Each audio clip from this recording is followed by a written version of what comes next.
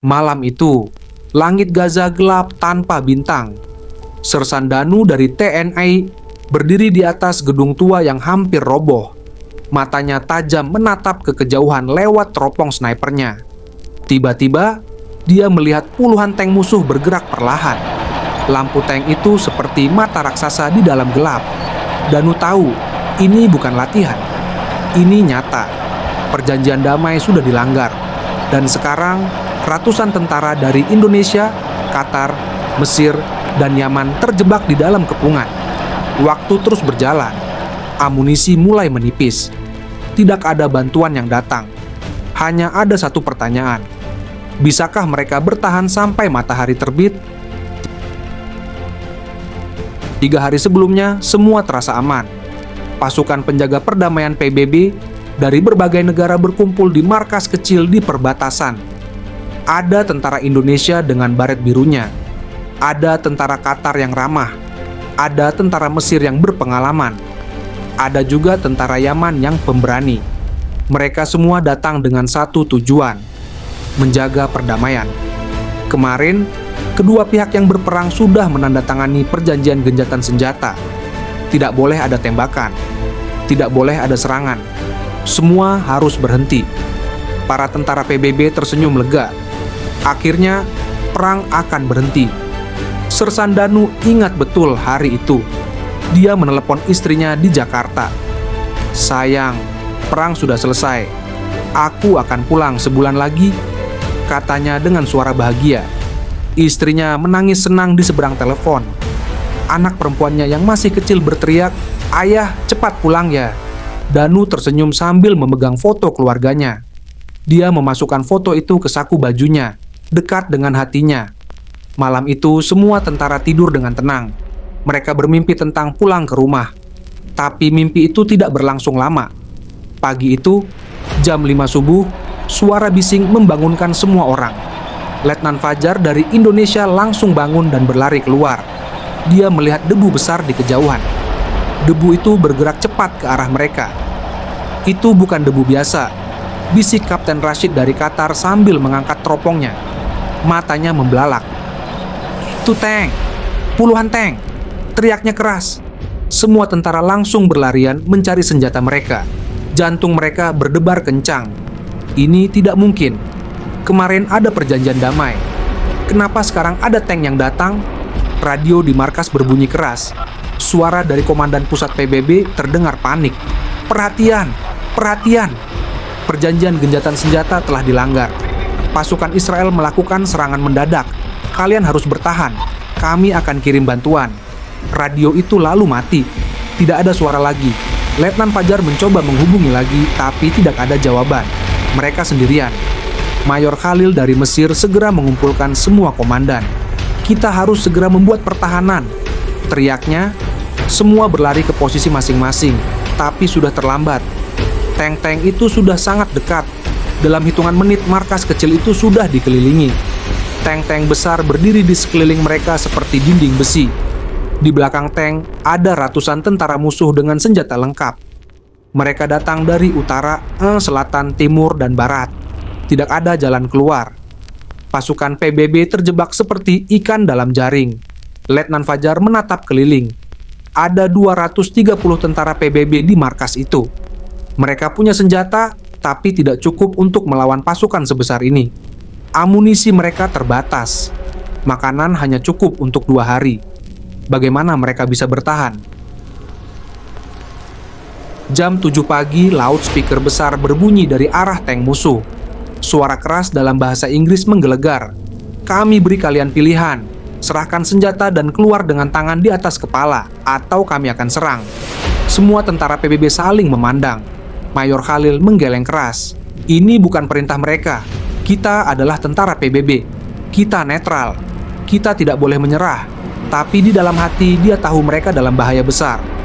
Kapten Rashid dari Qatar berbisik, "Kita harus menunggu bantuan datang." Tapi bantuan itu tidak datang-datang. Jam terus berjalan. Matahari naik tinggi. Udara semakin panas. Ketegangan semakin mencekik. Jam 10 pagi, tembakan pertama meledak.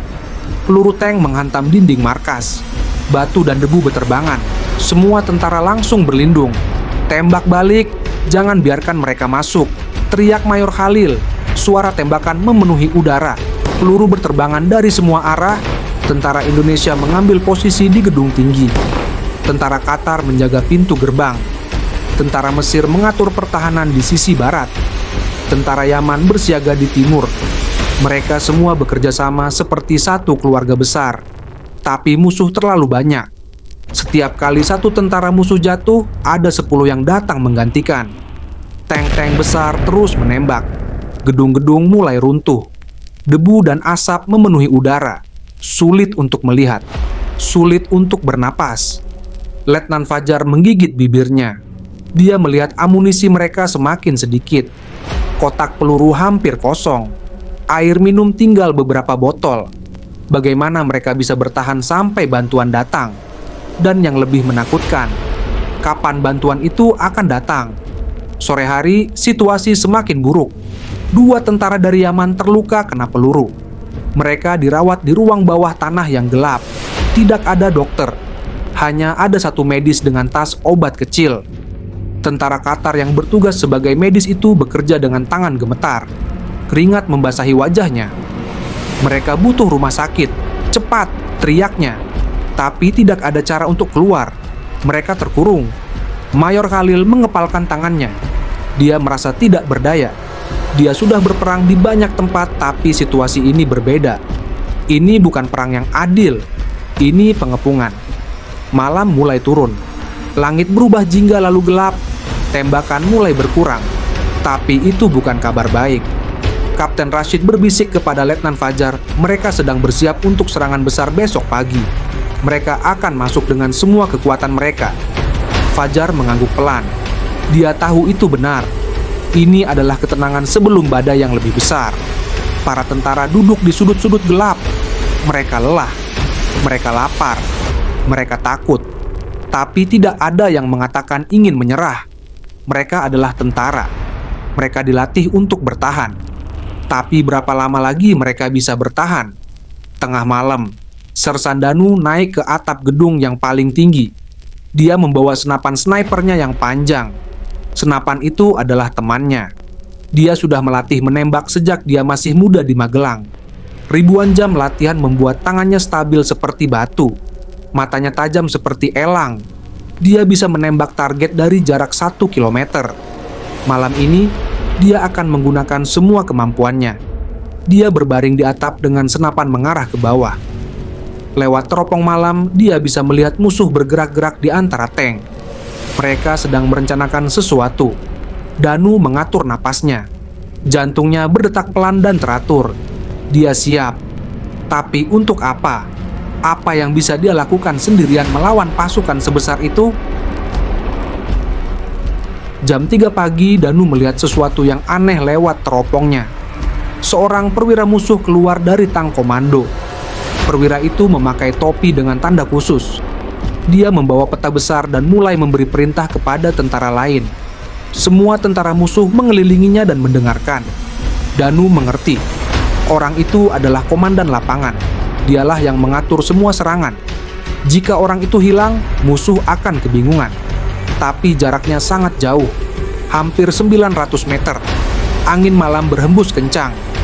Ini tembakan yang hampir mustahil. Danu mengambil napas panjang. Dia mengingat istrinya. Dia mengingat anaknya yang kecil.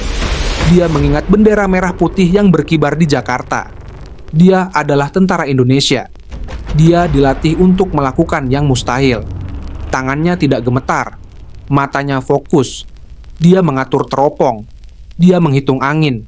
Dia menghitung jarak. Dia menghitung detak jantungnya sendiri. 1, 2, 3. Di antara detak ketiga dan keempat, jarinya menarik pelatuk. Suara senapan sniper memecah keheningan malam. 2 detik kemudian, perwira musuh itu jatuh. Peta di tangannya berterbangan. Tentara musuh di sekitarnya panik. Mereka berlarian mencari perlindungan. Mereka tidak tahu tembakan datang dari mana. Mereka ketakutan. Tiba-tiba, dari 5 gedung berbeda, terdengar 5 tembakan sniper lain. 5 perwira musuh lain jatuh. Ternyata Danu tidak sendirian. 5 sniper terbaik Indonesia sudah mengambil posisi sejak sore tadi. Mereka menunggu momen yang tepat. Dan momen itu adalah sekarang. Kekacauan melanda pasukan musuh. Mereka tidak berani keluar dari tank. Para perwira yang tersisa berteriak-teriak memberi perintah, tapi tidak ada yang mendengarkan. Tentara musuh berlarian tidak karuan. Beberapa tank mulai mundur. Ini kesempatan yang ditunggu-tunggu. Mayor Khalil berteriak keras, "Serang sekarang! Jangan biarkan mereka mengatur diri." Semua tentara PBB melompat dari posisi mereka. Mereka menembak dengan sisa peluru yang ada. Tentara Indonesia, Qatar, Mesir, dan Yaman bergerak maju bersama-sama. Yang terjadi selanjutnya adalah sesuatu yang tidak terduga. Pasukan musuh yang tadinya mengepung, sekarang mulai mundur. Tank-tank besar itu bergerak ke belakang. Tentara musuh berlari meninggalkan peralatan mereka. Dalam kebingungan dan ketakutan, mereka tidak bisa berpikir jernih. Sniper Indonesia terus bekerja. Setiap kali ada yang mencoba mengatur pasukan, orang itu jatuh. Musuh tidak punya pemimpin. Mereka seperti domba tanpa gembala. Kepungan yang kuat itu mulai hancur. Lubang-lubang mulai terbuka. Jalan keluar mulai terlihat. Fajar mulai menyingsing. Langit berubah merah keemasan. Dan dengan cahaya pagi itu, datanglah suara yang paling indah. Suara helikopter. Bukan 1, tapi 10 helikopter PBB datang dari utara. Mereka membawa bantuan. Mereka membawa tentara tambahan. Mereka membawa harapan. Pilot helikopter melihat ke bawah dan tidak percaya dengan apa yang mereka lihat. Pasukan yang seharusnya terkepung justru sedang mendesak musuh mundur. Ini keajaiban. Atau mungkin ini bukan keajaiban. Ini adalah hasil dari keberanian, kemampuan, dan kerjasama yang luar biasa. Pagi itu, pukul 7, pengepungan benar-benar pecah. Pasukan musuh mundur berantakan. Tank-tank mereka pergi meninggalkan jejak debu panjang. Tentara PBB berdiri di reruntuhan markas mereka. Baju mereka robek. Wajah mereka hitam oleh debu dan asap. Tapi mata mereka bersinar penuh kemenangan. Mereka bertahan. Mereka menang. Helikopter mendarat satu persatu. Komandan PBB turun dengan wajah terkejut. "Kalian luar biasa. Kalian mengalahkan pasukan yang 10 kali lebih besar," teriaknya sambil memeluk Mayor Khalil. Sersan Danu turun dari atap dengan senapan snipernya di punggung. Wajahnya lelah tapi tenang. Letnan Fajar berlari memeluknya. "Danu, kamu menyelamatkan kita semua." Danu tersenyum tipis. "Bukan aku. Kita semua. Kita adalah satu tim." 5 sniper Indonesia lainnya juga turun dari posisi mereka. Mereka adalah Kopral Andi, Sersan Bagus, Kopral Rudi, Sersan Joko, dan Sersan Eko. Mereka semua saling bersalaman. Mereka tidak berbicara banyak. Mereka tidak perlu. Mata mereka berbicara. Kita berhasil. Tentara dari Qatar, Mesir, dan Yaman datang memeluk tentara Indonesia. "Terima kasih saudara. Tanpa kalian, kami tidak akan selamat," kata Kapten Rashid dengan mata berkaca-kaca. Mayor Khalil mengangkat tangan Danu tinggi-tinggi. "Inilah pahlawan sejati. Inilah sniper terbaik yang pernah saya lihat." Semua tentara bersorak. Suara teriakan kegembiraan memenuhi udara pagi. Mereka tidak lagi mendengar suara tembakan. Mereka mendengar suara kemenangan. 2 tentara Yaman yang terluka segera dibawa ke helikopter medis. Mereka akan selamat. Dokter militer yang datang berkata mereka akan baik-baik saja. Semua orang lega. Tidak ada yang tewas. Ini adalah keajaiban yang sebenarnya. Markas mungkin hancur, peralatan mungkin rusak, tapi semua orang selamat. Dan itu adalah kemenangan terbesar. Media dunia. 2 minggu kemudian, Sersan Danu dan semua tentara Indonesia kembali ke Jakarta. Di bandara, ribuan orang menunggu mereka. Bendera merah putih berkibar di mana-mana. Keluarga mereka menangis bahagia. Istri Danu berlari membawa anak perempuan kecil mereka. "Ayah pulang! Ayah pulang!" teriak anaknya. Danu berlutut dan memeluk mereka berdua erat-erat. Air matanya jatuh. Ini adalah momen yang dia tunggu-tunggu. Momen kembali ke pelukan keluarga. Cerita tentang pengepungan itu menjadi pelajaran. Bagaimana sekelompok kecil tentara bisa mengalahkan musuh yang jauh lebih besar? Jawabannya sederhana: keberanian, kemampuan, dan kerja sama. Sniper Indonesia menunjukkan bahwa satu orang dengan kemampuan luar biasa bisa mengubah jalannya pertempuran. Tapi yang lebih penting, mereka menunjukkan bahwa tentara dari berbagai negara bisa bekerja sama seperti satu keluarga. Dan setiap malam sebelum tidur, Danu selalu mengingat malam itu di Gaza. Malam ketika langit gelap tanpa bintang. Malam ketika dia harus membuat keputusan sulit. Malam ketika satu tembakan mengubah segalanya. Dia tidak bangga karena dia menembak musuh. Dia bangga karena dia menyelamatkan teman-temannya. Dia bangga karena dia menjaga kehormatan bendera merah putih yang dia cintai. Indonesia boleh negara kecil dibandingkan negara-negara besar lainnya, tapi tentara Indonesia memiliki hati yang besar. Mereka memiliki keberanian yang besar.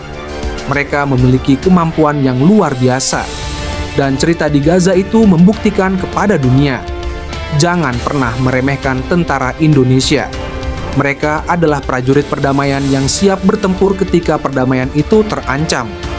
Bendera merah putih akan selalu berkibar tinggi. Dan selama ada tentara seperti Sersan Danu dan teman-temannya, Indonesia akan selalu aman. Mereka adalah penjaga yang tidak pernah tidur.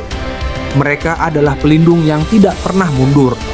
Mereka adalah pahlawan tanpa tanda jasa yang terus bekerja dalam diam. Dan itu adalah akhir dari cerita ini. Tapi bagi Danu dan tentara Indonesia lainnya, ini bukan akhir. Ini hanya satu halaman dalam buku besar pengabdian mereka kepada negara. Masih banyak cerita lain yang belum diceritakan. Masih banyak misi lain yang menunggu. Tapi satu hal pasti, dimanapun tentara Indonesia bertugas, mereka akan selalu membawa kehormatan bangsa dengan bangga. Karena menjadi tentara Indonesia bukan hanya pekerjaan. Ini adalah panggilan jiwa. Ini adalah janji untuk melindungi tanah air sampai titik darah penghabisan. Dan janji itu akan selalu mereka pegang sampai kapanpun